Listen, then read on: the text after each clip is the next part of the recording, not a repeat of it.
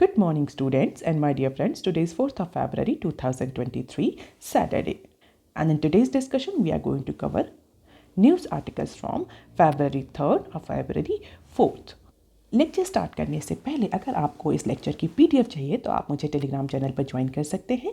इसके अलावा आप मुझे अदर सोशल मीडिया प्लेटफॉर्म्स पर भी फॉलो कर सकते हैं।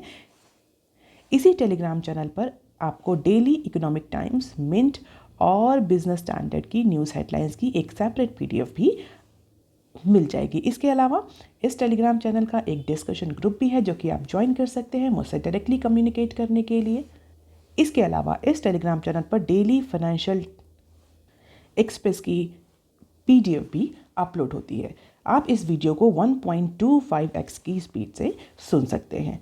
Thought of the day is true fulfilment comes from helping others.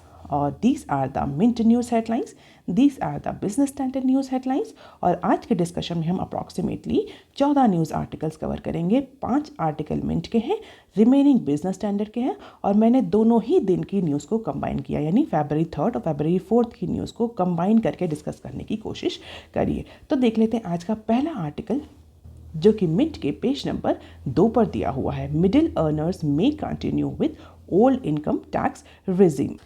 Budget present करने के पास एक न्यूज़पेपर में अगर आप देखें तो बहुत सारे न्यूज़ आर्टिकल्स ऐसे पब्लिश हो रहे हैं जहाँ पर एनालिसिस करी जा रही है गवर्नमेंट के डिफरेंट अनाउंसमेंट का, चाहे वो टैक्स रिजीम को लेकर के हो, चाहे वो कैपिटल एक्सपेंडिचर को लेकर के हो, चाहे वो वेलफेयर एलोकेशन को लेकर के हो। सब अनाउंसमेंट को लेकर के जो एक्सपर्ट्स हैं, इकोनॉमिस्ट हैं, वो अपनी अपनी एनालिसिस कर रहे हैं और उनके अकॉर्डिंग क्या गवर्नमेंट के अनाउंसमेंट का क्या इम्पैक्ट पड़ने वाला है, कितनी एक्सेप्टेबल होगी वो पर्टिकुलर अनाउंसमेंट, उसको लेकर के वो अपने अपने व्यूज़ दे रहे हैं। और यही इसी तरह के आर्टिकल हम बिजनेस स्टैंडर्ड और मिंट में पिछले 2 दिन से देख रहे हैं। तो ये आर्टिकल भी इनकम टैक्स, जो नया इनकम टैक्स रिजीम आया है और जो ओल्ड इनकम टैक्स रिजीम है उसको लेकर के है। तो इस न्यूज़ आर्टिकल के अकॉर्डिंग भले ही गवर्नमेंट ने न्यू इनकम टैक्स रेजिम को अट्रैक्टिव बनाया हो, हायर एग्जम्पशन लिमिट ऑफर करके, हायर स्टैंडर्ड डिडक्शंस ऑफर करके, लेकिन इसके बावजूद भी जो मिडिल क्लास है, जो मिडिल अर्नर है, वो ओल्ड इनकम टैक्स रेजिम में ही स्टिक रह सकते हैं, ऐसा मानना है इस न्यूज़ आर्टिकल के एक्सपर्ट का। और इसके अलावा जो नया टैक्स रेजिम आया है, जो नया इनकम टैक्स रेजिम है, उसके लिए ये कहा गया है कि जो सुपर रिच सेक्शन है या ऐसा सेक्शन है जिसकी जो एनुअल इनकम 10 लाख से ऊपर है, ऐसा सेक्शन जो है प्रॉबेबली नए इनकम टैक्स रेजिम को ऑप्ट कर सकता है। इफ़ यू रिमेंबर, जब हम बजट डिस्कशन कर रहे थे तो उसमें हमने डिस्कस भी किया था कि हमारी फाइनेंस मिनिस्टर ने बोला है कि जो नया इनकम टैक्स रेजिम आया, this is the default income tax regime. अगर income tax payer initially opt नहीं करता है, फाइनेंशियल ईयर के स्टार्टिंग में ओल्ड इनकम टैक्स रेजिम को ऑप्ट नहीं करता, ओल्ड इनकम टैक्स सिस्टम को ऑप्ट नहीं करता, तो उसका जो टैक्स कैलकुलेशन होगा वो नए टैक्स रेजिम के अकॉर्डिंग होगा। इट मीन्स जो टैक्स पेयर है उसके पास ऑप्शन है, या वो ओल्ड इनकम टैक्स रेजिम के अकॉर्डिंग टैक्स पे करे या वो नए इनकम टैक्स रेजिम के अकॉर्डिंग टैक्स पे करे, लेकिन उसे पहले ही फाइनेंशियल ईयर के स्टार्टिंग में ही उसे ये डिक्लेरेशन देना होगा कि वो किस इनकम टैक्स सिस्टम के अकॉर्डिंग अपना इनकम टैक्स पे करना चाहता है। तो इस न्यूज़ में बोला गया है कि जो नया इनकम टैक्स रेजिम है वो सुपर रिच और ऐसे इंडिविजुअल जिनकी जो एनुअल इनकम 10 लाख से ऊपर है उनके लिए अट्रैक्टिव हो सकता है, और जो मिडिल सेक्शन है वो अभी भी ओल्ड टैक्स रेजिम के अकॉर्डिंग ही टैक्स पे करेगा। और जैसा क्लियरली बोला है जो CBDT के चेयरमैन हैं, उनके अकॉर्डिंग जो एसएससीज हैं, दो सारे डिडक्शंस अवेल करेंगे by making all possible investment, उनका नंबर जो है काफ़ी छोटा होगा। तो बेसिकली टैक्स रेजिम को लेकर के, उसके एडॉप्शन को लेकर के एक्सपर्ट्स ने अपने अपने पॉइंट ऑफ व्यू, एक कैलकुलेशन के अकॉर्डिंग ऐसे इंडिविजुअल जो 10 लाख या उससे ऊपर अर्न कर रहे हैं, जिनकी सैलरी या जिनकी इनकम 10 लाख या उससे ऊपर है, they may face the tax liability of approximately 54 K under the new revised income tax regime, जो जबकि उनका जो ओल्ड टैक्सेशन सिस्टम है उसके अकॉर्डिंग उनका जो टैक्स लायबिलिटी बनेगी वो 0 बनेगी। और अज्यूमिंग, ये अज्यूम करें कि इंडिविजुअल जो है वो सारे डिडक्शंस, जो भी उसको डिडक्शंस मिले हैं, जो भी एग्जम्पशंस मिले हैं इनकम टैक्स में, ATC में, डिफरेंट सेक्शंस में, उन सबको क्लेम करने के बाद उसका जो टैक्स लायबिलिटी बनेगी ओल्ड रेजिम में वो 0 बनेगी। और इसी तरह से जो 25 लाख पर एनम या उससे ऊपर अर्न कर रहे हैं, they will save approximately 34K in taxes if they continue under the old regime. तो बेसिकली कैलकुलेशन दिया गया है कि कि एक सेक्शन में कितना टैक्स सेव करेंगे नए टैक्स रेजिम में और कितना ओल्ड टैक्स रेजिम में। तो अगर कैलकुलेशन जो एक्सपर्ट्स ने प्रेजेंट करी उसको यहाँ डिस्कस करने की ज़रूरत नहीं। अगर उसको देखा जाए तो जो ओल्ड टैक्स रेजिम है उसमें ज़्यादा बेनिफिट हो रहा है मिडिल क्लास सेगमेंट को। तो ऐसा माना जा रहा है कि प्रॉबेबली जो मिडिल क्लास सेगमेंट है वो ओल्ड इनकम टैक्स रेजिम में ही फिक्स रहेगा। इसी के साथ एक और इंटरव्यू दिया हुआ है जो कि कल के मिनट का है। बेसिकली एक इंटरव्यू है 2 of 3 इनकम टैक्स पेयर्स में पिक न्यू रेजिम। तो ये एक इंटरव्यू दिया हुआ है CBDT के चेयरमैन मिस्टर नितिन गुप्ता का, जहाँ पर उन्होंने प्रोबेबिलिटी बताई है कि जो न्यू इनकम टैक्स रेजिम आया है वो कितना अट्रैक्टिव होगा। तो उनके अकॉर्डिंग 3 इनकम टैक्स पेयर में जो 2 इनकम टैक्स पेयर हैं, अप्रॉक्सीमेटली 3 में 2 जो हैं वो नए टैक्स रेजिम के अकॉर्डिंग टैक्स पे कर सकते हैं। 2/3 of all income taxpayers are expected to shift from old tax regime to the new one as per the Nitin Gupta। तो बेसिकली इनसे क्वेश्चन पूछा गया था कि जो मिडिल इनकम सेगमेंट है वो या जो सुपर रिच हैं वो इस पर्टिकुलर इन न्यू टैक्स रेजिम से बेनिफिट होंगे। तो उनका ये कहना है कि नहीं, हर सेक्शन का जो टैक्स पेयर है उसको बेनिफिट मिलेगा इस नए इनकम टैक्स रेजिम से। प्रोबेबली ये तो अपकमिंग टाइम में देखने को मिलेगा कि कितना न्यू टैक्स रेजिम का अडॉप्शन हुआ है और कितना ओल्ड टैक्स रेजिम जो है वो कंटिन्यू रहता है। अगर आप थोड़ा सा इंटरेस्टेड है तो ये इंटरव्यू आप डिटेल में पढ़ सकते हैं। अब देख लेते हैं article number 2 that is given on page number 2 of main paper. Pawan Hans sales set up to be junk. तो फिलहाल के लिए गवर्नमेंट ने डिसाइड कर लिया है कि गवर्नमेंट जो है पवन हंस का जो डिसइन्वेस्टमेंट का प्रपोजल है उसको स्क्रैप करने जा रही है। तो government is all set to scrap the winning bid for the sale of helicopter service provider Pawan Hans. इसका डिसइन्वेस्टमेंट गवर्नमेंट अप्रॉक्सीमेटली 2016 से ट्राई कर रही है और 4 अटैम्प्ट गवर्नमेंट ने इस पर्टिकुलर PSU के डिसइन्वेस्टमेंट के लिए करे हैं और चारों ही अटैम्प्ट जो है वो एक फेलियर रहे हैं, विदाउट सक्सेस रहे हैं। तो फाइनली गवर्नमेंट ने डिसाइड कर लिया है कि गवर्नमेंट जो है वो स्क्रैप करेगी पवन हंस का डिसइन्वेस्टमेंट ऑल टुगेदर। और ये दूसरा ऐसा डिसइन्वेस्टमेंट प्रपोजल होगा जो गवर्नमेंट स्क्रैप करेगी after the central electronic limited. यानी इससे पहले गवर्नमेंट ने सेंट्रल इलेक्ट्रॉनिक लिमिटेड का डिसइन्वेस्टमेंट का प्रपोजल स्क्रैप किया था। Pawan Hans will be the second one. हालांकि अलग अलग जो ग्रुप्स इन्वॉल्व थे, अलग अलग जो स्टेक होल्डर्स इन्वॉल्व थे, उनका अपना अपना डिसीजन था। जैसे कि inter ministerial group has taken the decision not to go ahead with. NCLAT has dismissed the player but insolvency and bankruptcy board of India has gone ahead and initiated the prosecution. So it does not make the case for the government to proceed with this particular winning bidder. जो अभी currently जो winning bidder है उसको cancel करके government Pawan Hans का जो disinvestment proposal है वो कैंसिल करने जा रही है। अब देख लेते हैं some short news clips from Mint. Adani stock routs top $111 billion in 6 session. तो लास्ट 6 सेशन में अडानी ग्रुप को बहुत बड़ा लॉस देखने को मिला है बिकॉज ऑफ दैट पर्टिकुलर एलिज रिपोर्ट।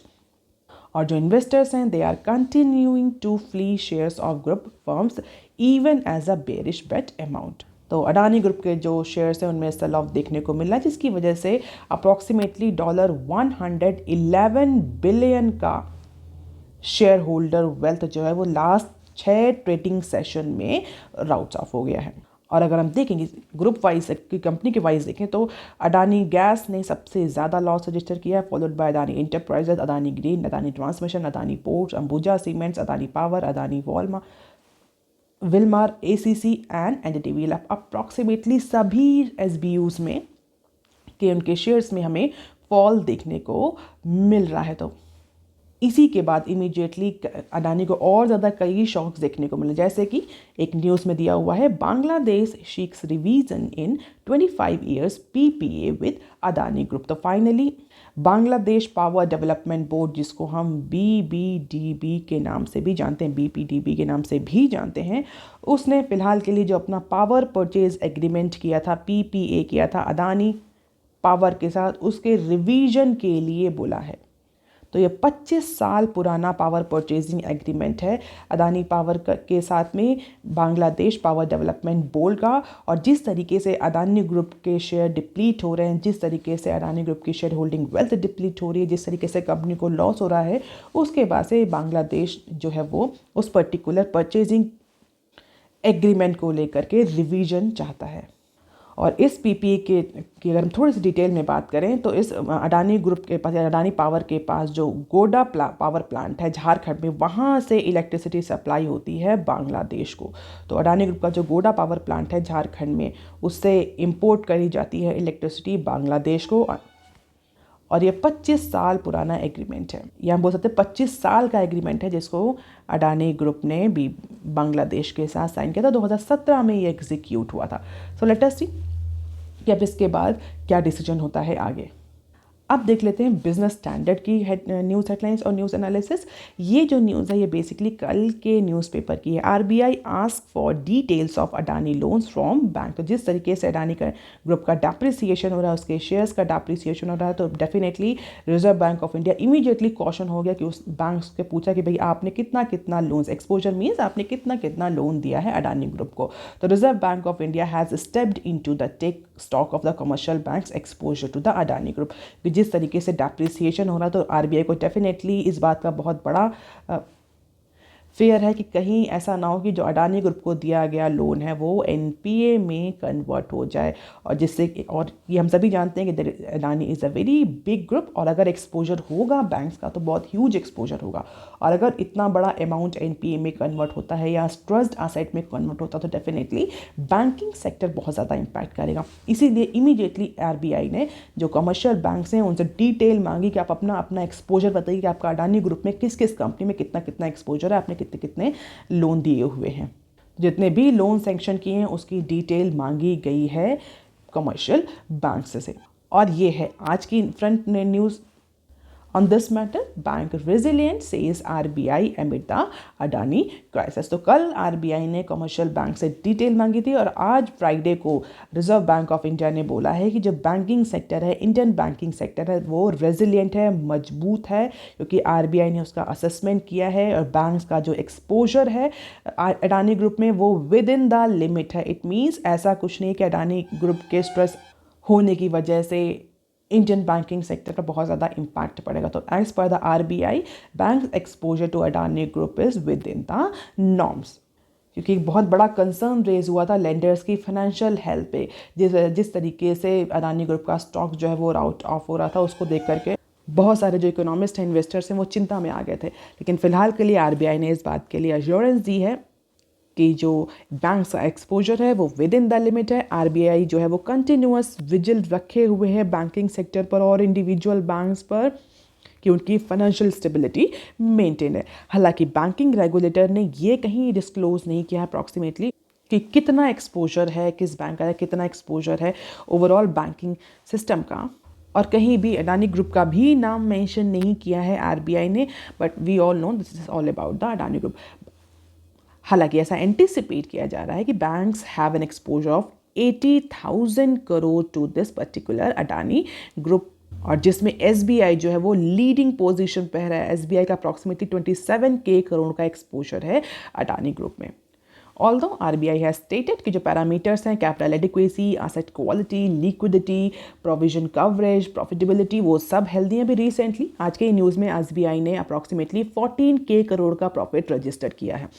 तो आरबीआई का कहना है कि बैंक्स जो हैं they are following the large exposure framework compliances, within the limit exposure है, कोई बहुत बड़ा रिस्क नहीं है। और ऑलरेडी आरबीआई ने central repository of information on large credit CRILC database है, उसके थ्रू जो आरबीआई वो बैंक्स की रिपोर्ट को कंटिन्यूअसली, बैंक से एक्सपोजर को कंटिन्यूअसली मॉनिटर करता है, स्पेशली ऐसे एक्सपोजर को जो कि 5 करोड़ से ऊपर है। हम सीधी सी बात बोले, जो 5 करोड़ से ऊपर के लोन हैं आरबीआई उनको कंटिन्यूअसली मॉनिटर करता है through this database system, that is central depository of information on large credit. और एसबीआई ने अपने स्टेटमेंट में बोला है कि जो बैंक्स का लोन है to the group, that is approximately 0.88% of its total, which is around 31 trillion loan। तो लेट अस सी कि किस तरह से अडानी ग्रुप को या अडानी क्राइसिस को ये बैंक्स जो है वो मैनेज करते हैं। तो एट स्टेक 3 PSBs अप्रॉक्सीमेटली 3 ऐसे पब्लिक सेक्टर बैंक्स हैं जो 50% बैंक्स का एक्सपोजर कॉन्स्टिट्यूट करते हैं अडानी ग्रुप में, और जिसमें एसबीआई लीड कर रहा है। हम डिस्कस कर चुके हैं एसबीआई के बाद पंजाब नेशनल बैंक और बैंक ऑफ बड़ौदा। तो ये एक्सपोजर का अमाउंट है। हालांकि RBI is very much firm on the financial stability of these bank। अब देख लेते हैं आज के number 5, that is given on page number 4 of business standard। Service PMI drops to 57.2 in January। तो सर्विस इंडिया के जो सर्विस इंडस्ट्री है उसमें थोड़ा सा ईज आउट देखने को मिल रहा है जनवरी के मंथ में, आफ्टर द एक्सपेंशन इन दिसंबर में थोड़ा सा एक्सपेंशन देखने को मिला था सर्विस सेक्टर में। बट जनवरी में वो एक्सपेंशन जो है वो ईज आउट हो गया। Reason behind slowdown in exports and new orders as per the private equity survey. तो ये सीधा कहना है कि प्राइवेट सर्वे इंस्टीट्यूशन का कि स्लो डाउन हुआ है एक्सपोर्ट में, नए ऑर्डर्स में स्लो डाउन हुआ है। Reason economic recession, global economic recession, जिसकी वजह से जनवरी के मंथ में जो सर्विस सेक्टर है, जो सर्विस इंडस्ट्री है, उसमें ईज आउट देखने को मिल रहा है। जो परचेसिंग मैनेजर इंडेक्स है S&P का, वो अप्रॉक्सीमेटली 57.2% तक आकर, जो कि दिसंबर में 58.5 था, तो 58.5 से डिक्रीज होकर के 57.2 पर हो गया। वी ऑल नो 50 से ऊपर एक्सपेंशन, 50 से नीचे कॉन्ट्रैक्शन होता है। और हालांकि अभी भी एक्सपेंशन की ही स्टेज पर है, बट हाँ लास्ट मंथ के कंपैरिजन में हमें इसमें डिक्लाइन देखने को मिल रहा है। ऑल्दो पिछले 18 महीनों से जो सर्विस PMI यानी अगस्त 2021 से ये जो सर्विस PMI है, ये एक्सपेंशन के ही जोन में बना हुआ है। Although because of the decrease in new orders from the international market, this particular decline can be seen in the month of January. Mind it, student, this is S&P Global Service PMI, not market. So this is a fluctuation 57.2 from 58.5 in the month of December. अब देख लेते हैं article number 7 that is given on page number 6 of Business Standard, digital upgrade on track to end reservation war. तो financial year 24 के budget में Indian railway को एक record budgetary allocation हुआ है। अप्रॉक्सीमेटली 2.4 ट्रिलियन का बजटरी एलोकेशन हुआ है इंडियन रेलवे को। और इस पर्टिकुलर बजट एलोकेशन के बाद जो इंडियन रेलवे है वो ओवरऑल अपने डिजिटल इंफ्रास्ट्रक्चर पर फोकस करेगी। तो इंडियन रेलवे का ये मानना है that they are going to overall its digital infrastructure to increase the ticketing and query handling capacity by 10 times. तो 10 गुना ज़्यादा इंक्रीज या कैपेसिटी में इंक्रीज करने जा रही है इंडियन रेलवे। तो बेसिकली जो ये एलोकेशन हुआ है, इस एलोकेशन के थ्रू जो इंडियन रेलवे का जो प्राइमरी फोकस होगा वो होगा passenger reservation system back and infrastructure को इम्प्रूव करना, क्योंकि जो रिजर्वेशन की प्रॉब्लम्स हैं, इश्यूज हैं, जो चैलेंजेस हैं, उनको ओवरकम करना, जो वोज हैं उनको ओवरकम करना। अभी के लिए अगर हम देखें पैरामीटर के अकॉर्डिंग की जो पैसेंजर रिजर्वेशन सिस्टम है उसकी कैसी परफॉर्मेंस है, तो एट प्रेजेंट जो टिकटिंग है वो अप्रॉक्सीमेटली 25,000 टिकट्स पर मिनट इशू करता है। ये जो बैक एंड इंफ्रास्ट्रक्चर है, जो सिस्टम है, डिजिटल सिस्टम है। और जो टारगेट है वो कितना सेट किया गया है? टारगेट सेट किया गया है 2,25,000 पर मिनट का। तो अभी 25,000 है, इसको 2 लाख कहना है 10 गुना ज़्यादा इंक्रीज करने जा रहा है मिनिस्ट्री या railway ministry. Query handling capacity कितनी है? क्वेरी हैंडलिंग कैपेसिटी को भी अप्रॉक्सीमेटली 4 लाख पर मिनट से 4 मिलियन यानी 40 लाख तक इसको इंक्रीज करना। तो अभी पर मिनट 4 लाख क्वेरी हैंडलिंग होती है, जिसको इंक्रीज करना, जो एम्बिशन सेट किया गया है, जो टारगेट सेट किया गया है वो 4 मिलियन का सेट किया गया। So ambitious target in case of query handling as well as in case of ticketing. और बजट एलोकेशन के टाइम सेंट्रल गवर्नमेंट ने क्लियरली बोल दिया था कि इस बार का जो बजट एलोकेशन इंडियन रेलवे को किया जा रहा है उसका फोकस डिजिटल इंफ्रास्ट्रक्चर ही होना चाहिए। डिजिटल इंफ्रास्ट्रक्चर की प्रायोरिटी पर रखना है इंडियन रेलवे को, इसीलिए 2.4 ट्रिलियन का रिकॉर्ड एलोकेशन इंडियन रेलवे को किया जा रहा है। और ये हैं की प्रपोर्शंस जो कि आप देख सकते हैं। डेफिनेटली आपको याद करने की ज़रूरत नहीं, you can just have the glimpse of it. Approximately 7,000 kilometre के नए ट्रैक बनाने हैं, new lines, Gogh conservation, track doubling, tripling, gauge conservation, और जिससे कि एक average limit 20 kilometre per day के हिसाब से ये सारा काम करना है। कंस्ट्रक्शन करना है approximately 1000 new design over bridges का और अंडर ब्रिजेस का, जिससे कि जो स्पीड रिजर्वेशन है, स्पीड रिस्ट्रिक्शंस हैं, उनको रिमूव किया जा सके और एक एवरेज स्पीड जो इंडियन रेलवे सिस्टम है वो अचीव कर सके। इसके अलावा अप्रॉक्सीमेटली 1275 स्टेशन जो है अंदर अमृत भारत स्कीम वो भी डेवलप किए जाएंगे थ्रू दिस एलोकेशन।